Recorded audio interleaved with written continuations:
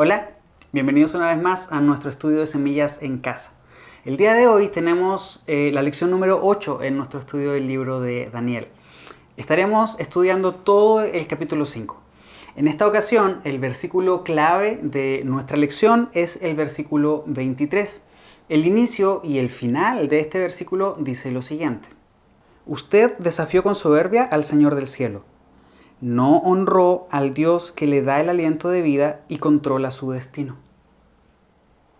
El objetivo principal para la lección del día de hoy es el siguiente: reconocer que el orgullo y la irreverencia llevan al juicio de Dios. El capítulo 5 del libro de Daniel relata lo ocurrido durante la última noche del Imperio Babilonio.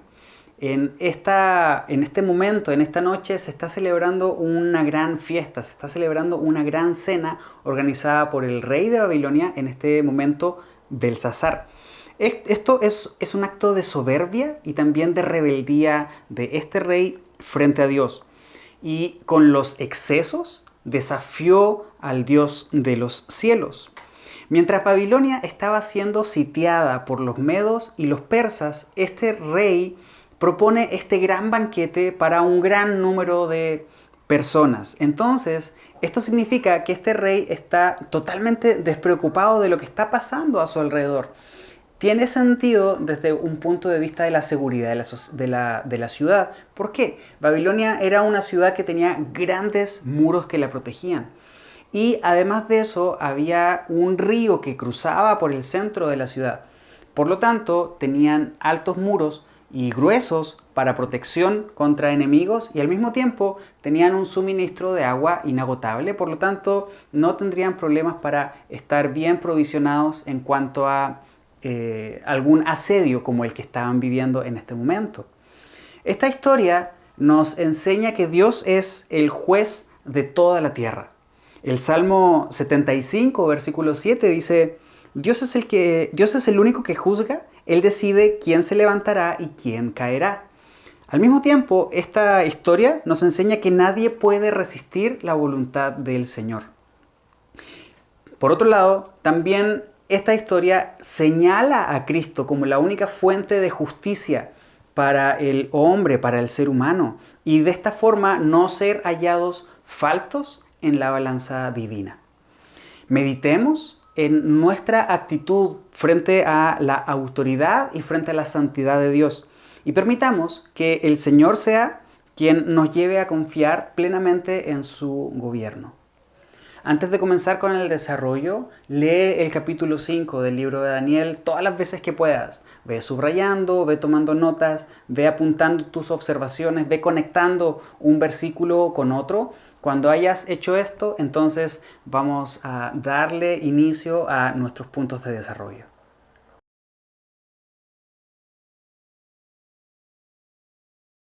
En primer lugar, vamos a estudiar los versos 1 al 4 del capítulo 5. Esta historia ocurre en el año 539 a.C. Esto es aproximadamente 20 años después de que muriera el rey Nabucodonosor. Si consideramos el inicio de nuestro estudio, en ese momento situamos el exilio de Judá, en donde Daniel fue llevado cautivo a Babilonia en el año 605 a.C. En ese entonces, Daniel y sus amigos tenían entre 14 y 17 años. Han pasado 66 años desde entonces. Por lo tanto, en este capítulo 5, Daniel ya es un hombre mayor de más de 80 años de edad. El capítulo 5, como también lo vimos en nuestra introducción al libro de Daniel, es el espejo del capítulo 4. En ambos capítulos se observa el orgullo de dos reyes y a Dios doblegando a ambos, nada más que con resultados diferentes. Lo que pasó con Nabucodonosor en el capítulo 4 ya lo estudiamos en las dos lecciones anteriores. En este caso, lo que pasará con el rey Belsasar lo estudiaremos en esta lección. Belsasar probablemente es el nieto del emperador Nabucodonosor y es corregente junto con su padre Nabónido. Nabónido no es hijo de Nabucodonosor, lo más probable es que Nabónido se haya casado con con una de las hijas del rey Nabucodonosor, y esto llevó al reclamo de esta línea de reyes de Belsasar. La ciudad en este momento de la historia está siendo sitiada por los medos y los persas. Este imperio que está creciendo en tamaño está destruyendo de a poco al imperio babilonio. Ya está en Babilonia, en la capital del imperio. Pero como te decía en la introducción, esta ciudad se caracterizaba por tener grandes muros para su protección y al mismo tiempo tenía este río que cruzaba la ciudad. Por lo tanto, podían sembrar y podían tener alimento de manera constante sin tener que preocuparse de eso. Por lo tanto, era una ciudad que estaba diseñada para soportar un asedio y que este asedio durara años. Bueno, a los babilonios que estuvieran dentro de la ciudad podía no parecerles ningún tipo de problema. Al parecer, también lo que ocurrió en el capítulo 4 del libro de Daniel, en este punto de la historia ya ha sido una historia olvidada. Nabónido es el papá de Belsasar, que también está reinando. Bueno, ni Nabónido ni Belsasar tienen al parecer en mente lo que ha ocurrido con el rey Nabucodonosor y que está en Daniel 4. Además, el banquete que ha propiciado el rey Belsasar puede verse a varias razones. Como te digo, una es la despreocupación de lo que está pasando alrededor. Vamos a celebrar porque no hay absolutamente ningún poder, no hay ningún poder que pueda destruir la ciudad, que pueda pasar por estas murallas y destruirnos. Por otro lado, puede ser una forma de subir la moral de los ciudadanos, por lo menos de los nobles en Babilonia, para no desesperar en medio de este asedio. En su arrogancia, este rey Belsasar profana los vasos del templo de Jerusalén. En el primer ataque de Nabucodonosor a Jerusalén, cuando llevó cautivo a Daniel y a sus amigos, también llevó tesoros del templo. Entre esos tesoros estaban estos vasos de oro y de plata que se mencionan aquí en el capítulo 5. Al parecer Nabucodonosor los tenía ahí guardados y nunca los usó, nunca les dio un mal uso. No se registra nada de eso en el libro de Daniel. Sin embargo, en esta ocasión, el rey Belsasar manda a traer todos estos vasos tomados del templo y lo que hace es utilizarlos para beber y en este ejercicio invocar también a sus propios dioses. Por lo tanto, lo que está haciendo este rey Belsasar es un sacrilegio. Es tomar lo que ha sido santificado para Dios y darle un uso para sus dioses. Era una práctica también común en organizaciones paganas, en ciudades paganas, en reinos paganos, el festejar en honor a sus propios dioses, emborracharse en honor a sus propios dioses para que ellos pudieran proveer lo que se necesitara o lo que ellos estaban pidiendo. Por lo tanto, esto es lo que está sucediendo en esta historia. Y esto ocurre de manera interesante porque se da cuando ellos están borrachos. Una vez que ya han pasado tiempo bebiendo y alcanzaron ya están borrachos, es que Belsasar manda a traer estos vasos para mal utilizarlos. La pregunta que surge en este momento es, ¿de haber estado sobrios, lo hubiera hecho? Creo que aquí hay algo interesante porque Proverbios capítulo 1, versículo 7 dice, el temor del Señor es la base del verdadero conocimiento, pero los necios desprecian la sabiduría y la disciplina. En su arrogancia, el rey Belsasar, borracho, literalmente borracho, manda a traer estos utensilios dedicados a Dios para profanarlos y dedicar también una invocación a sus dioses a través de esta utilería.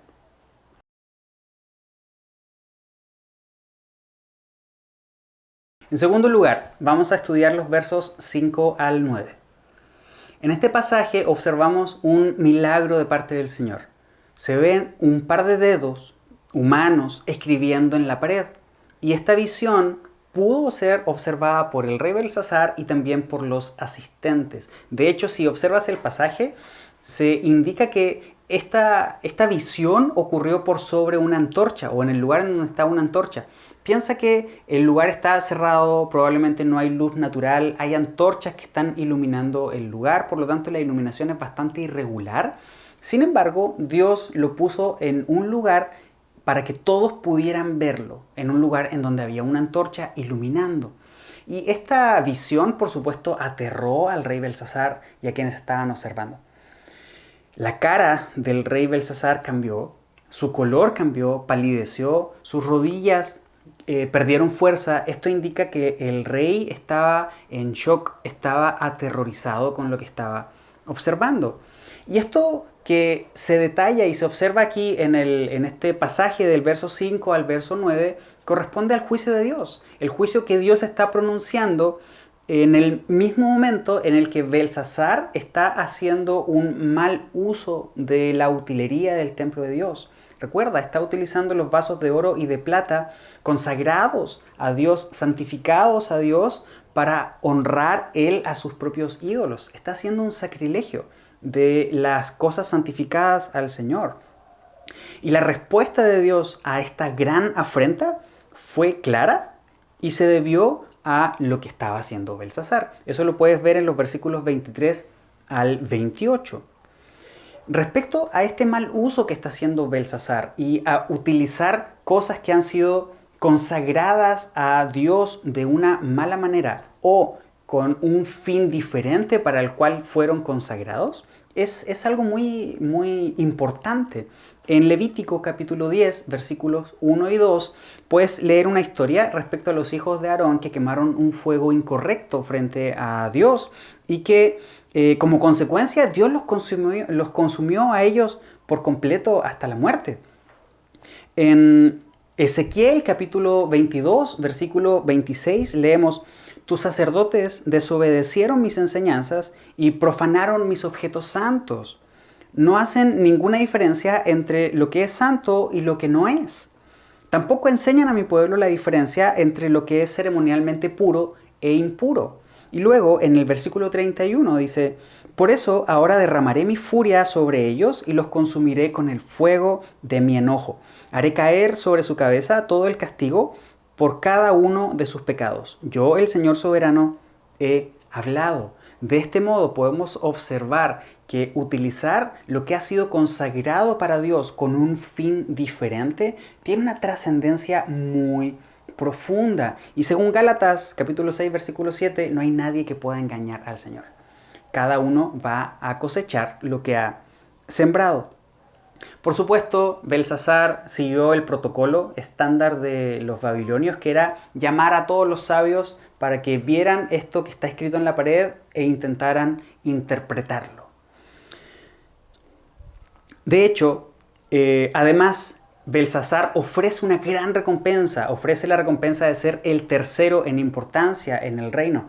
¿Por qué el tercero y no el segundo? Recuerda que en un principio te mencionaba que probablemente se está dando una corregencia padre e hijo. Nabónido como rey padre y Belsasar como rey hijo.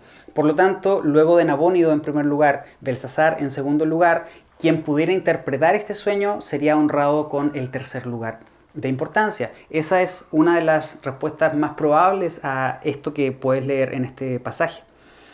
Algo interesante es que cuando Dios se revela en juicio, la seguridad del pecador se convierte en pánico.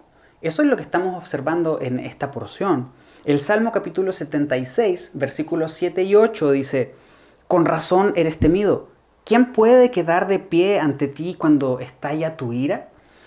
Belsasar está experimentando eso. Literalmente no pudo quedar de pie al observar este milagro y la manifestación de Dios en medio de esta gran fiesta que él había organizado. El pasaje del Salmo 76 termina diciendo: desde el cielo sentenciaste a tus enemigos, la tierra tembló y permaneció en silencio delante de ti. Por supuesto, ninguno de los sabios pudo resolver el enigma. Ninguno de los sabios pudo interpretar lo que estaba escrito en la pared, recordándonos lo que ya hemos observado y estudiado en lecciones anteriores. Cuando Dios propone un enigma, solamente Él es el único que puede revelar su significado.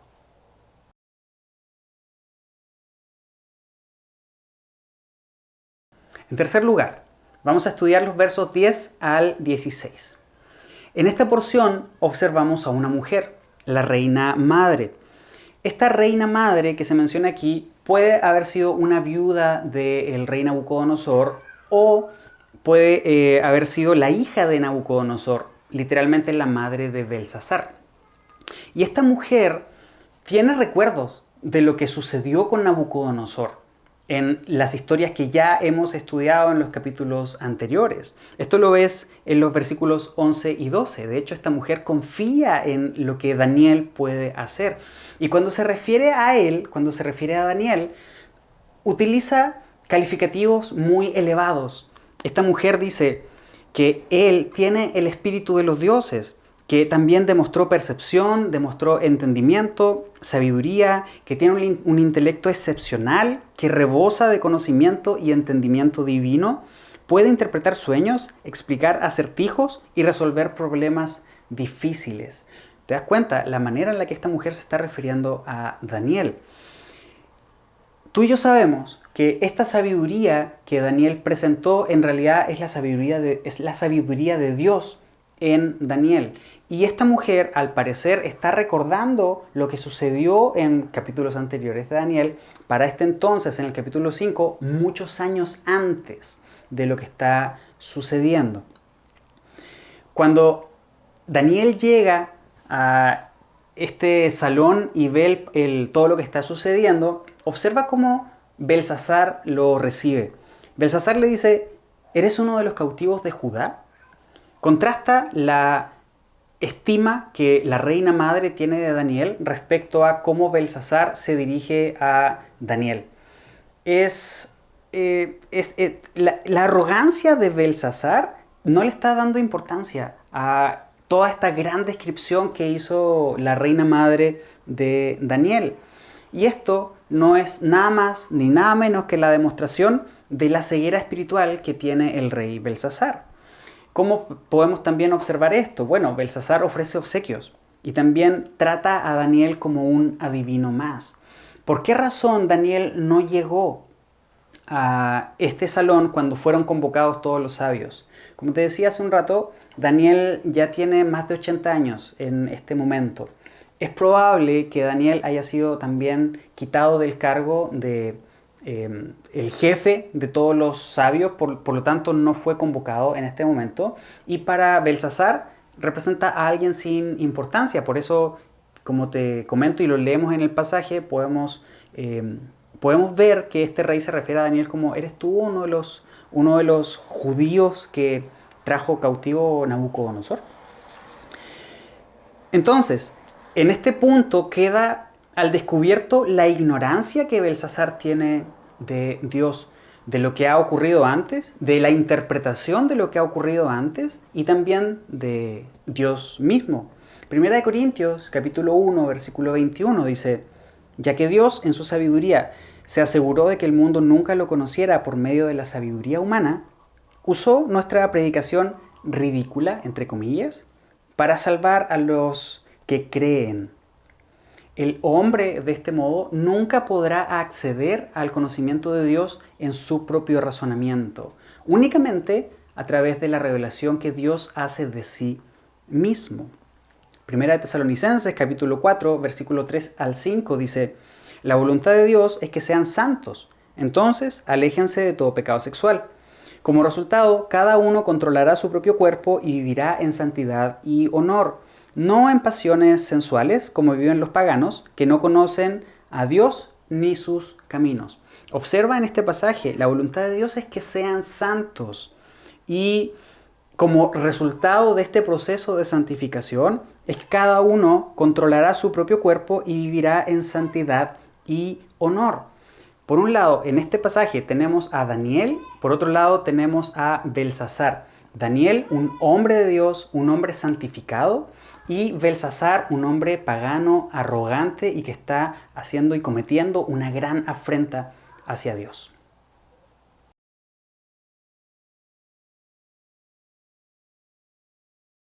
En cuarto lugar, vamos a estudiar los versos 17 al 31.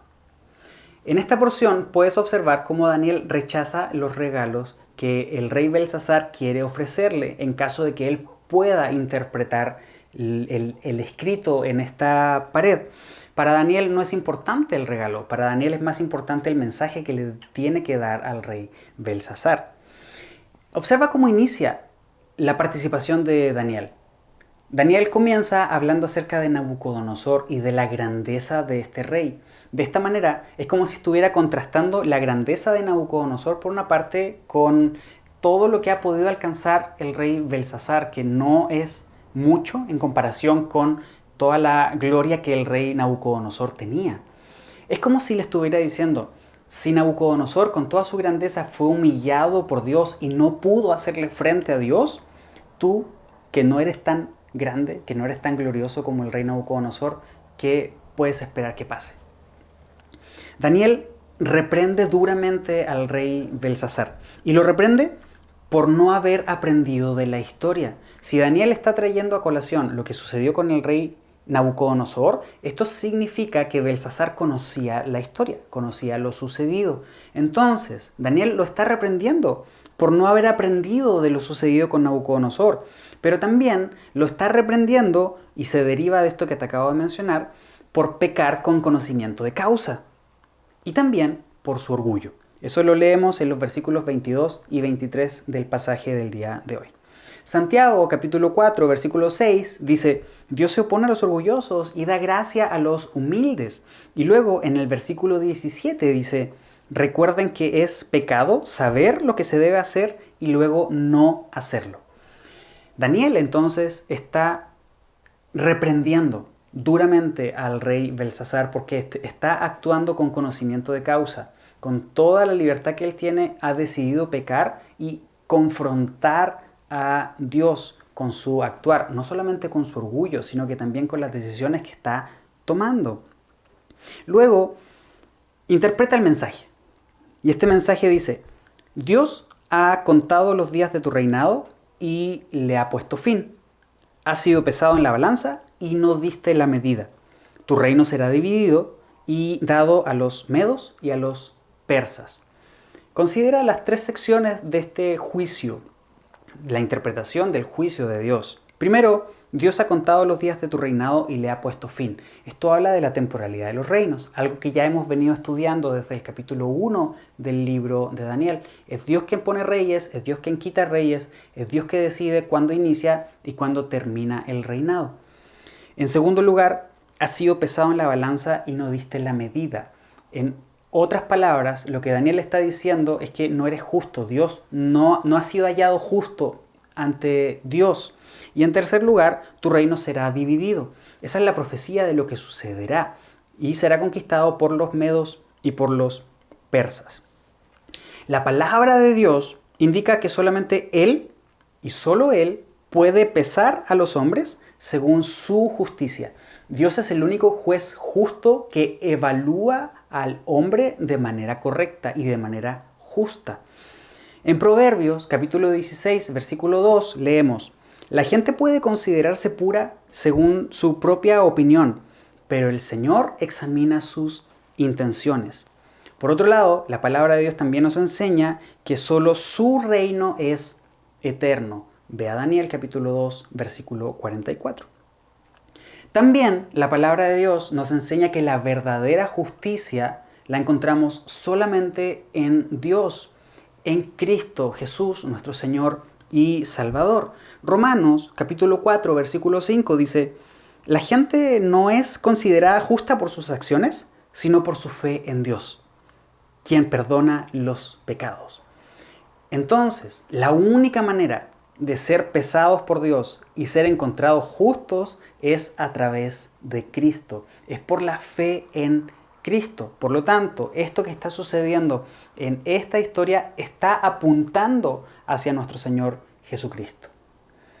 Esa misma noche, en octubre del año 539 a.C., Belsasar fue muerto a manos de los medos. Y de esta manera se cumplieron las profecías respecto a la caída de Babilonia. Profecías que puedes encontrar en Isaías capítulo 13, capítulo 21, capítulo 47, Jeremías capítulo 50, capítulo 51, en Habacuc capítulo 2. Permíteme compartirte algunas porciones de estas profecías y para observar la aplicación que estos tienen y cómo se cumplieron de manera muy específica. Isaías capítulo 13, versículos 17 al 19, puedes leer algo así como: yo incitaré a los medos contra Babilonia. Dios ya había determinado muchos años antes que esta nación, los medos, serían los que destruirían a Babilonia. En Isaías capítulo 21, versículo 5 leemos: miren, están preparando un gran banquete. No pierdas de vista lo que está sucediendo aquí en el capítulo 5. Están preparando un gran banquete, están extendiendo alfombras para que la gente se siente.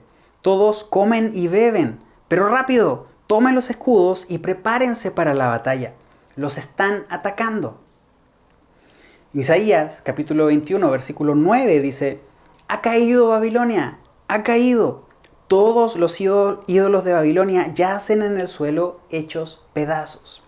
Finalmente, en Jeremías capítulo 51, versículos 57 y 58 leemos: haré que sus autoridades y hombres sabios se emborrachen, junto con sus capitanes, oficiales y guerreros. Caerán dormidos y nunca más despertarán, dice el Rey, cuyo nombre es el Señor de los ejércitos celestiales. Esto dice el Señor de los ejércitos celestiales: las gruesas murallas de Babilonia serán arrasadas y sus inmensas puertas serán quemadas. Los constructores de muchos países han trabajado en vano porque su obra será destruida por fuego. Algo interesante que nos enseña la historia es que la caída del imperio babilonio no se dio de una manera violenta. Los medos y los persas lo que hicieron fue desviar el cauce de este río que atravesaba la ciudad.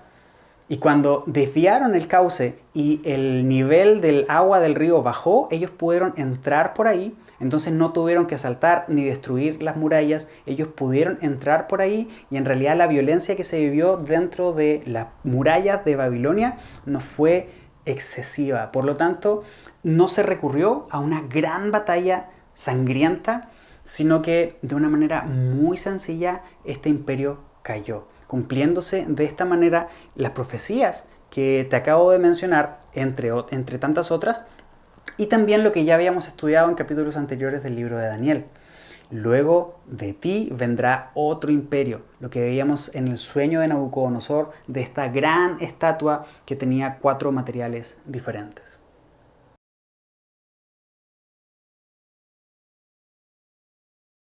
En quinto lugar, los temas que podemos observar en este capítulo 5 son los siguientes. En primer lugar, la soberanía de Dios sobre las naciones. Es un tema recurrente y de hecho, como lo vimos en la lección introductoria, es el tema del libro. Dios es quien gobierna sobre todas las naciones. Para profundizar en eso, ve a Daniel capítulo 2, versículo 21. En segundo lugar, el juicio de Dios sobre el orgullo humano. Ve a Santiago capítulo 4, versículo 6. Tercer lugar, la profanación de lo santo. Ve a Romanos capítulo 1, versículo 28. En cuarto lugar, la insuficiencia de la sabiduría humana. La primera de Corintios capítulo 1, versículos 19 y 20. En quinto lugar, los decretos inmutables de Dios. Ve a Isaías capítulo 46, versículos 9 y 10. Y en último lugar, la justificación que solo se encuentra en Dios. Ve a Filipenses capítulo 3, versículo 9.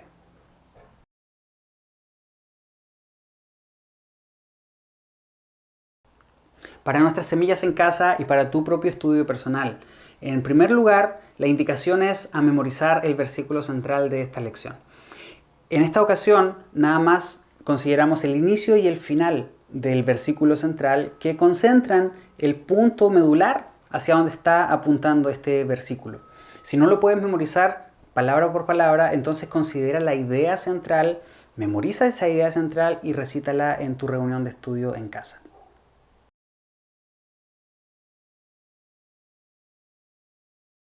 En segundo lugar, para tu propio estudio y tu propia meditación y reflexión, Para nuestras semillas en casa también tenemos la siguiente pregunta. Cuando Dios me confronta con mi pecado, ¿me arrepiento genuinamente o simplemente sigo mi camino? Tú y yo somos confrontados a diario por el pecado que cometemos. Cuando eso sucede, ¿prestamos atención a lo que Dios nos está diciendo o cerramos nuestros oídos? Hacia allá va esto de sigo mi camino. Entonces, en tu propia experiencia, reflexiona en esto y comparte tu respuesta con tu grupo en casa.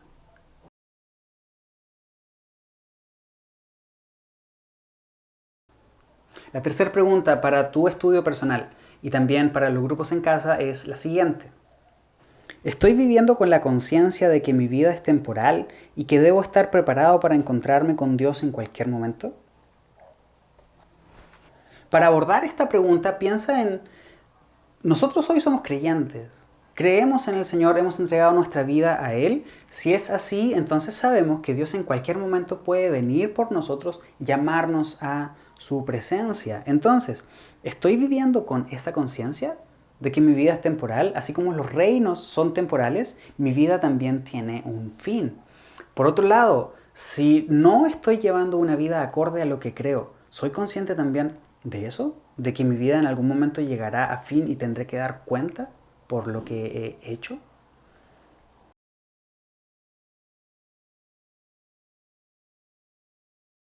En cuarto lugar, la pregunta para tu estudio personal es la siguiente. ¿Estoy dispuesto a hablar de la verdad de Dios con valentía, incluso cuando es incómodo o peligroso? Muchas veces nosotros como creyentes tenemos este deseo de compartir las buenas nuevas con gente que no es creyente. Es un deseo genuino que Dios pone en el corazón y responde a la necesidad o al deseo que tenemos de que otras personas también conozcan al Señor. También, por supuesto, de cumplir con la orden del Señor, que es llevar su evangelio a toda nación, a toda lengua, a toda tribu, hasta los confines del mundo. Pero en ocasiones, el compartir la palabra de Dios puede ser molesto o incluso puede ser peligroso. Entonces, hacia allá va la pregunta. ¿Estoy dispuesto a hablar de la verdad de Dios con valentía en esos momentos? Considera el ejemplo de Daniel. Daniel habló con valentía ante Belsasar, pero no solamente con valentía, sino que también con sabiduría. El hablar con valentía de la verdad de Dios no significa el pasar límites con las personas. El hablar con valentía no significa el reprender a la gente necesariamente. El actuar con valentía se refiere al contexto en el que estoy compartiendo ese mensaje. Y por supuesto, hacerlo con sabiduría.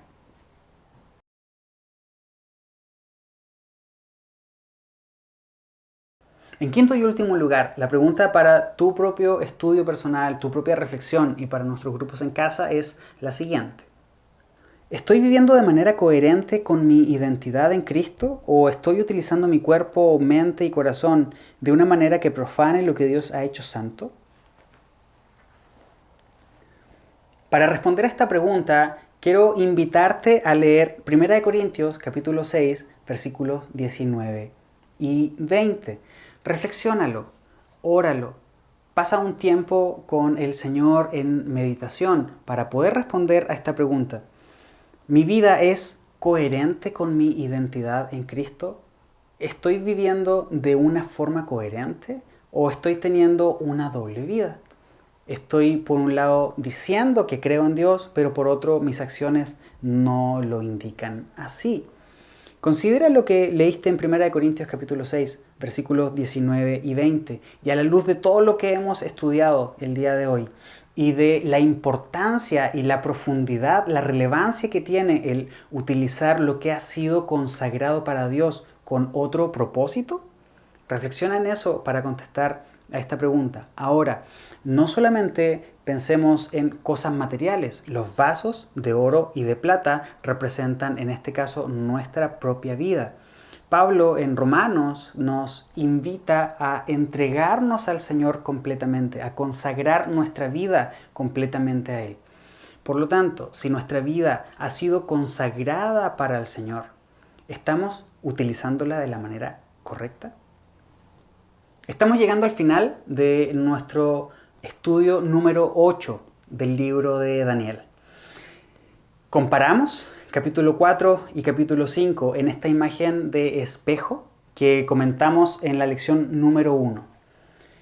El fondo es el mismo, la soberbia del rey Nabucodonosor y del rey Belsasar ante Dios, la rebeldía expresada de manera muy profunda y a Dios humillando a cada uno de ellos.